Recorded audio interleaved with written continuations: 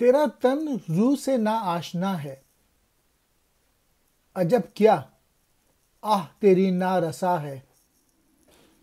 تن بے روح سے بیزار حق، خدائے زندہ زندوں کا خدا ہے۔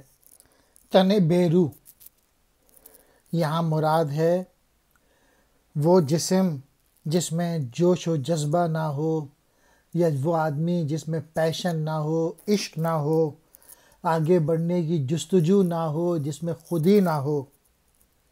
بیزار ہے، تنگ آیا ہوا ہے، ناخوش ہے۔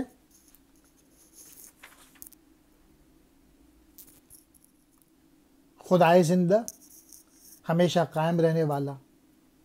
زندوں مراد جو شخص جد و جہد کرے، محنت کرے، اسٹرگل کرے، اپنی خودی کو بڑھائے۔ مین میسج اس ربائی کا یہی ہے کہ عشق پیدا کریں، جذبہ پیدا کریں، آگے بڑھنے کے لیے اپنی صلاحیتوں کو بڑھائیں۔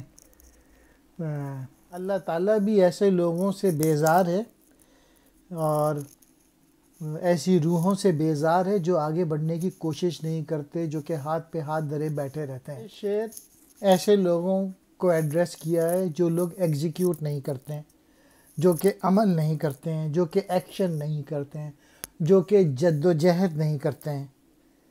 اور پھر اقبال کہتے ہیں جس طرح روح کے بغیر جسم ایک خاک کی مانند ہے، یہی صورت ایک بے عمل شخص کی ہے۔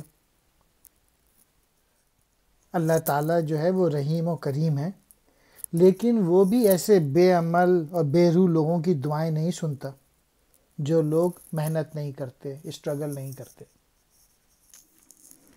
نارسا، جو منزل تک نہ پہنچ سکے۔